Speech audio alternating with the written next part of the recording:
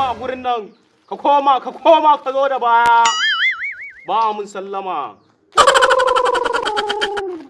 Boka. Me ke tafa da kai? Ragona ne aka sace min na gida ban gan shi ba. To burinka ya cika. Za a dawo maka da ragonka. Ka je nan da kwana 2 ka dawo. Duk abin da yake ciki za ka ji. Salamu alaikum. Ba mun sallama. Koma ku tawo da baya. Da baya. Boka. Me ke tafa da ku? Ni babban buri na shine siyan babban waya. Matsalar ka ta ƙare. Ni kuma wata yarinya ce nake son sa amma ba ta so na nake so a bani magani. Ba ku da matsala in dai akan wannan ne za a muku maganin matsalar ku.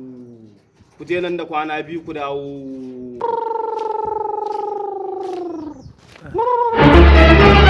Oh no! Ba a sallama. To fa. A koma tawo da baya. To fa ku gwada mun bokayen nan. Yawwa boka. Me ke tafa da kai? Allah gafarta boka.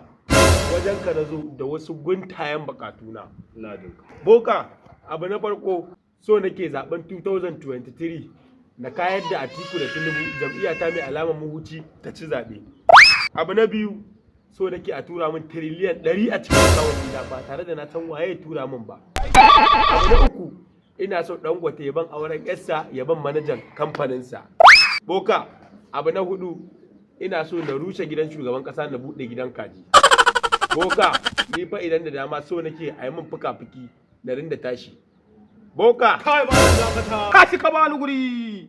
Wannan aikin naka ya fi ƙarfi na. Wannan kai da shirkantawa ma. Kafin ne. Haba boka yanzu babu abin da zai. Ka tashi na ce. Haba boka.